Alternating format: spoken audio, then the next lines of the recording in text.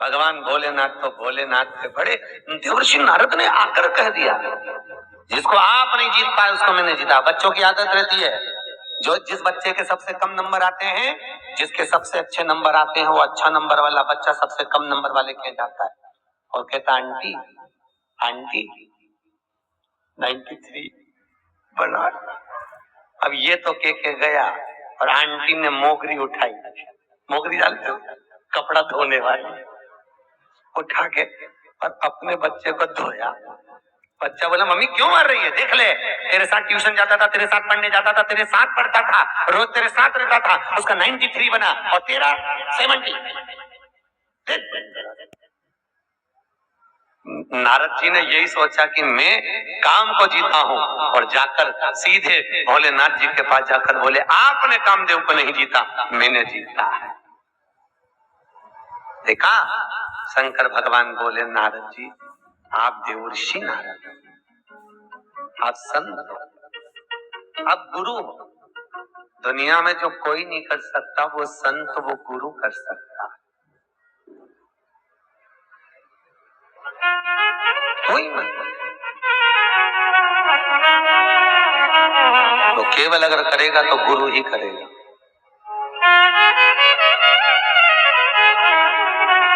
नारद जी अगर आपने कामदेव को जीता तो ये आपके ऊपर प्रभु की करुणा है। शंकर भगवान ने कहा पर एक बात मेरी मान लो, आपने मुझसे तो कह दिया पर ये बात भगवान नारायण से मत कहना। क्यों? जिसके जो चाहने वाले होते हैं वो उसकी बुराई कभी सुन नहीं सकते, कभी नहीं सुनेंगे, कभी नहीं। तुम नारायण से मत कहना। तुमने मुझसे तो कह दिया पर उनसे न कहिए। इतने में तुरंत उसी समय पर, उसी पल, उसी क्षण, उसी घड़ी, उसी पल, उसी घड़ी, उसी पल नारद जी के मन में आया, बताओ, एक तो मैंने इतना बड़ा काम किया, ऊपर से भगवान शंकर बताने को मना कर रहे हैं। खुद तो कामदेव को जीत नहीं पाए और मेरे अच्छे आनंद हो गए, तुम बताने को मना कर रहे हैं। जानकर उसी समय पर देवऋषि नारद भगवान नारायण के पास जाने लगे। भगवान नारायण के पास गंगा जी की गोद में कितने बच्चे खेले हैं भगवान शंकर के? 11, 5 लड़की 6 लड़के गंगा मैया की गोद में शिव जी के खेले। कितने बच्चे? 11 बच्चे भगवान शंकर के गंगा मैया की गोद में खेले। आगे आप कथा में सुनेंगे वो 11 बच्चे कौन कौन थे। 6 का चरित्र तो अभी आ जाएगा थोड़ी देर में। 11 बच्चे भगवान माँ गंगा की गोद में शिव जी के खेले। 11 बच्चे तेरी गोद में मेरे बच्चे खेलेंगे। और गंगा मैया प्रवाहित हो गई, आंखों में आंसू भरकर गंगा बही प्रवाहित हुई। नहीं, समय आया पार्वती मैया का विवाह शिव जी के साथ पक्का हो, उससे पहले भोलेनाथ ने, कामदेव ने भोलेनाथ की समाधि को तोड़ा। कितने नयन है भगवान शंकर के? 3। अपने कितने हैं? जम के बोलो। 2। आप कह रहे हो अपने 2 हैं। जब ब्रह्मलोक के देवता ब्रह्मा, वैकुंठ के देवता भगवान विष्णु, तो मृत्यु लोक का देव महादेव, अगर महादेव के 3 नयन है तो पृथ्वी पर जन्म लेने वाले प्रत्येक मनुष्य के 3 नयन है। कितनी आंखें हैं अपनी? 3। एक नेत्र ये जिससे अपन अपनी अच्छाई देखते हैं, दूसरा नेत्र ये जिससे अपन अपने परिवार की अच्छाई देखते हैं, और तीसरा नेत्र हर व्यक्ति का यहाँ होता है जिससे हर एक व्यक्ति की वो बुराई ढूंढा करता है। ये उसका तीसरा नेत्र है, बुराई ढूंढने वाला, उससे बुराई ढूंढ रहा है, केवल बुरा देख रहा, केवल अच्छा नहीं देखता, उसका वो तीसरा नेत्र। भगवान शंकर के तीसरे नेत्र द्वारा कामदेव जलकर भस्म हुए। आम के पल्लव में कामदेव छुपे हुए। काय में छुपे? आम के पल्लव में। हिंदू धर्म में बंदरवाल कितनी तरह की होती है? 4 तरह की बंदरवाल हिंदू धर्म में होती है। पहले नंबर की बंदरवाल आम के पत्ते की, जो पूर्णिमा के दिन लगाई जाती है लक्ष्मी की वृद्धि के लिए। दूसरे नंबर की बंदरवाल पीपल के पत्ते की, जो अमावस्या के एक दिन पहले लगाई जाती है और अमावस्या के दूसरे दिन निकाल कर रोड पर फेंकी जाती है, वो पितरों की शांति के लिए लगाई जाती है। तीसरे नंबर की बंदरवाल नीम की होती है, जो चैत्र के महीने में 1 महीने तक रोज लगाई जाती है।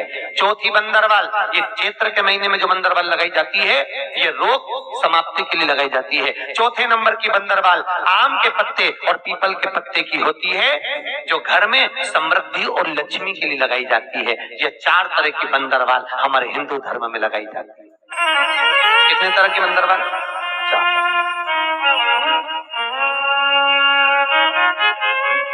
तो आम के पल्लव के अंदर कामदेव छुपे। हर हर महा, आवाज नहीं आई, जरा जोरदार बोलो, आनंद से बोलो, हाथ उठाकर हर हर। भगवान शिव ओगड़ी दयालु दातार, आम के पल्लव में कामदेव छुपे, तीसरे नेत्र द्वारा जलकर भस्म हुए। आगे जो चरित्र कहा है, भगवान शिव का विवाह पार्वती के साथ पक्का हो गया, विवाह हो गया। कल अपन ने दर्शन भी करा, भगवान शिव दरवाजे पर पहुंच भी गए, आरती निहारी, पर माता मीनावती की आंख में आंसू भर गए। बेटी को इसके साथ कैसे दे दूं जिसके शरीर पे कपड़े तक का ठिकाना नहीं है।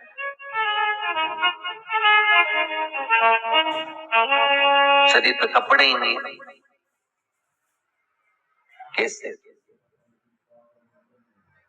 शिव तो ठहरे कैलाशी,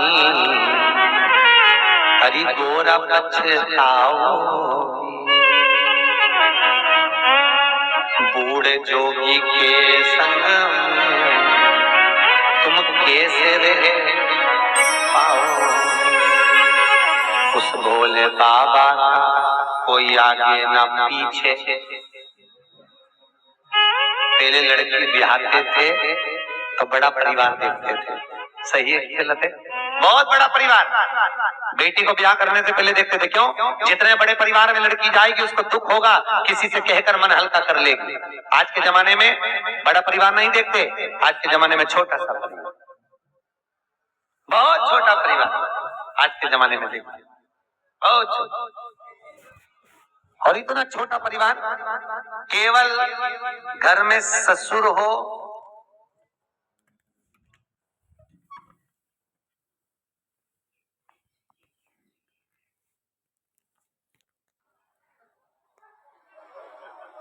बस उतना ही बहुत है। पति हो और बेटी हो। अच्छा, माताएं कितना जोरदार जोरदार ज्ञान देती हैं अपनी बेटी को, कितना जोरदार। क्यों दिन भर लगी रहती है? जितना तेरे से बने उतना करा कर। खुद के लिए बना ले, पति के लिए बना लो, बच्चों के लिए बना लो, कमरे में ले जाओ, बैठ के खाओ, सो।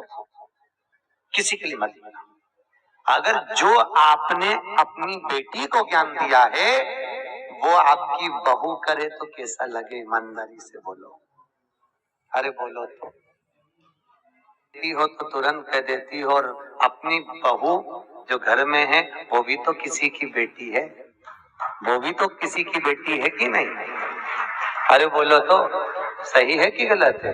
तो जैसा व्यवहार आप अपनी बेटियों के लिए रखे हो वैसा व्यवहार अपनी बहुओं के प्रति भी रखिए। और बहुओं से निवेदन है, नंदे आए तो तवेले जैसा मुंह मत बनाओ। कथा में कहा था 3 को देने से कभी नहीं घटता, संत ब्राह्मण को देने से कभी नहीं घटता, बहन बेटी को देने से कभी नहीं घटता, और गौ माता को देने से कभी नहीं घटता, कभी नहीं घटेगा। आपका दिया हुआ आपको बढ़ाएगा, खूब बढ़ाएगा, देने में मदद हो। देखो, बहन बेटियां कई माताएं कहती हैं, देखो संकट सोमवार की कथा में लिखा है, शिव महापुराण में लिखा हुआ है, 16 सोमवार कोई करता है इधर, संकट सोमवार करते हैं लोग। संकट सोमवार 16 सोमवार अगर करते हो या कोई भी उद्यापन आप करते हो, चाहे चतुर्थी का उद्यापन करो, चाहे चौथ का उद्यापन करो, चाहे तीज का उद्यापन करो, चाहे गणगौर का उद्यापन करो, जिस उद्यापन को माताएं करती हैं उस उद्यापन का एक नियम शिव महापुराण कहती है कि उस उद्यापन में कभी भी अपनी बहन बेटी को गिनना नहीं चाहिए। क्यों? क्योंकि बहन बेटियां तो उस उद्यापन में आएंगी पर वो दान लेने की हकदार नहीं होती, क्योंकि हमने बहन बेटी का खुद जरा जरा सी बात में तन नफन होता हो। शंकर जी के ऊपर एक जलाधारी रहती है, देखिए आपने, और जलाधारी में एक बेलपत्री लो, उस बेलपत्री की डंडी को जलाधारी में लगा दीजिए और एक लोटा पानी अपना नाम और गोत्र बोलकर उस पानी को डाल दीजिए। अपने आप सोमवार की सोमवार करोगे, 5 सोमवार में घर में शांति हो जाती है। जिंदगी में कभी सास बहू की लड़ाई नहीं होती, जिंदगी में कभी नहीं हो सकती। देवरानी जेठानी में प्रेम बढ़ता है, आपस में प्रेम बढ़ने लगता है। भगवान शिव आनंद से निवास करे। तारकासुर को मारने के लिए शिव पार्वती का विवाह करा था। समय आया भगवान शंकर के यहाँ आनंद सुख से भगवान शिव ने देखा तारकासुर का संहार करना है, तो भगवान शिव का तेज पुंज लेकर अग्नि देवता ने उस तेज पुंज को ले जाकर मां गंगा में विसर्जित कर दिया। जब माता गंगा की गोद में शिव जी का तेज पुंज गया तो माता पार्वती को क्रोध आ गया कि भगवान शिव के गर्भ को मैं धारण करती, पर शंकर भगवान का तेज पुंज मां गंगा में गया है। इसलिए हे अग्नि नारायण, हे अग्नि देव, हे सूर्य देव, तुमने मेरे पति के तेज भाव को गंगा में प्रवाहित। भगवान शंकर के तेज पुंज स्वरूप 6 प्रकट हुए। कितने बालक? 6। उन 6 बालक को माता गंगा ने कृतिकाओं को दे दिया, संतों की पत्नी, ऋषियों की पत्नी, और कृतिकाओं को देकर कहा कृतिकाओं तुम इन बालकों का पालन करो। कृतिकाओं ने बालकों का पालन करा, पर बालक ऐसे थे कि 6 एक साथ रोए, 6 एक साथ रोने लगे, 6 को एक साथ दूध पिलाओ, 6 को एक साथ भोजन करा। कृतिकाओं को बड़ा दुख हुआ। कृतिकाओं ने 6 बालक को इकट्ठा करा, हाथ में जल लिया गंगा जी का, हे गंगा मैया आपका तेज पुंज हमको चाहिए, तेज प्रबलता चाहिए। अगर हमारा सात्विक प्रबल है तो ये 6 की 6 एक हो जाए। गंगा मैया का जल लेकर जैसे ही 6 बालक पर छोड़ा, वो 6 बालक एक हो गए, और 6 बालक एक हुए। शरीर तो एक हो गया पर मुख 6 हो गए। उन्हीं का नाम सदानंद कार्तिकेय हो गया। बोल कार्तिकेय महाराज की। सदानंद कार्तिकेय जी से कहा, भगवान भोलेनाथ बोले जाओ कार्तिकेय, तारकासुर का संहार कर करा, तारकासुर का वध करो।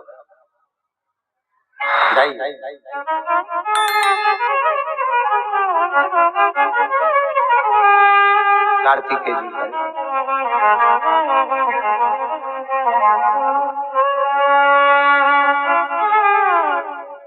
कार्तिकेय बाबा पहुंचे। तारकासुर को मारने के लिए जब कार्तिकेय गए, तारकासुर का संहार कार्तिकेय ने करा। देवताओं ने पुष्पों की वृष्टि करी, गंधर्व गान करी, अप्सरा नृत्य करी, चारों तरफ सुख समाहित हुआ। बोल कार्तिकेय महाराज की। कार्तिकेय बाबा ने संहार कर दिया तारकासुर के 3 बेटे, तारकाक्ष, विदुन्माली, कमलाक्ष। क्या नाम था? तारकाक्ष, विदुन्माली, कमलाक्ष। ये तारकासुर के 3 बेटे। इन तीनों ने विचार करा भगवान ने हमारे पिता को मारा है, क्या करें? शंकर भगवान का तप नहीं, ब्रह्मा जी का तप करा, और ब्रह्मा जी का तप कर कर वर मांगा, हमें वर दीजिए कि हम तीनों मरे तो एक साथ मरे।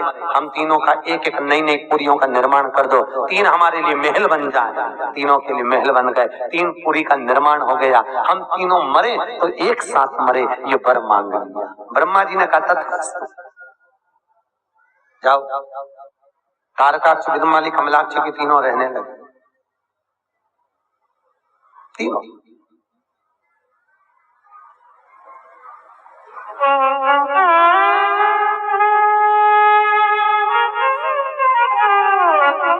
तीनों निवास करे। समय आया, आज भगवान भोलेनाथ के पास में देवताओं ने जाकर विनती करी, हे भोलेनाथ, हे त्रिकालदर्शी, हे कैलाशी अविनाशी। देवताओं ने भगवान शिव की स्तुति करी। शंकर भगवान ने कहा, तारकाक्ष, विदुम्माली, कमलाक्ष की इन तीनों को मैं मार दूंगा, पर एक शर्त है, तुमको मेरा साथ देना पड़ेगा, क्योंकि तीनों अलग अलग रहते हैं, तीनों का निवास अलग अलग है, तीनों की पुरियां अलग अलग हैं, तीनों के महल अलग अलग हैं। इन तीनों को इकट्ठा करना पड़ेगा, तब मरेंगे। क्या करना पड़ेगा? सारे देवी देवता बन जाओ पशु, और मैं तुम्हारा बन जाता हूँ पति। मैं तुमको लेकर जाऊंगा, तुम उनको भगाते हुए बाहर लेकर आना। जब 33 करोड़ पशु एक साथ जाएंगे, तब वो भागकर बाहर आएंगे, तब मारेंगे। शिव जी का एक नया नाम बन रहा है, क्या? पशुपतिनाथ। क्या नाम पड़ा? जम के बोलिए, पशुपतिनाथ। भगवान की, भगवान शिव का पशुपतिनाथ नाम पड़ा। भगवान ने देवताओं को भगाया, देवताओं ने जाकर तीनों को बाहर निकाला। भागे तीनों। शंकर भगवान ने नंदी का बड़ा सा रूप बनाकर दोनों को त्रिशूल भाव से, सींग से तारकाक्ष विदुम्माली को उठाकर पटका। जैसे पटका, इतने में कमलाक्ष के पीछे से आ गया। कमलाक्ष की जब पीछे से आया, कमलाक्ष की ने आते ही तुरंत भगवान शिव के मस्तक को काटने के लिए तलवार का प्रहार करा। शिव का मस्तक कटकर नेपाल में गिर गया। शिव जी पशुपतिनाथ के रूप में वहां विख्यात हो गए। शंकर का आधा भाग धड़, जो नंदी का स्वरूप का, पांव नीचे टिक गया। शिव जी का आधा भाग केदारनाथ जी में रह गया। कहां पर देखा? दर्शन करें, सब दूर भगवान के शिवलिंग का दर्शन होता है। केदारनाथ जी में जाएंगे तो जैसे एक नंदी का जो भाग होता है ऊपर का, ऐसा भगवान नंदीश्वर के रूप में जैसे विराजमान हो, ऐसा केदारेश्वर में भाग है। क्या लगता है केदारनाथ जी में क्या लगाया जाता है शिव जी को? घी। क्यों लगाते हैं? क्योंकि वहां भगवान शंकर का सुंदर भाव में शीश खाते हैं। भगवान भोलेनाथ ने देखा ये ऐसे मरने वाले नहीं है। शिव जी ने अपना असली स्वरूप धारण करा। भगवान भोलेनाथ ने त्रिशूल को उठाया, तारकाक्ष विदुम्माली को जो त्रिशूल मारा, कमलाक्ष को पीछे से त्रिशूल दिया, तीनों के प्राण छूटे। देवताओं ने पुष्पों की वृष्टि करी, चारों तरफ सुख समाहित हुआ। देवताओं ने जय घोष करा, हर हर। तीनों के प्राण गए। भगवान पशुपतिनाथ, भगवान शंकर का नाम पड़ गया पशुपतिनाथ।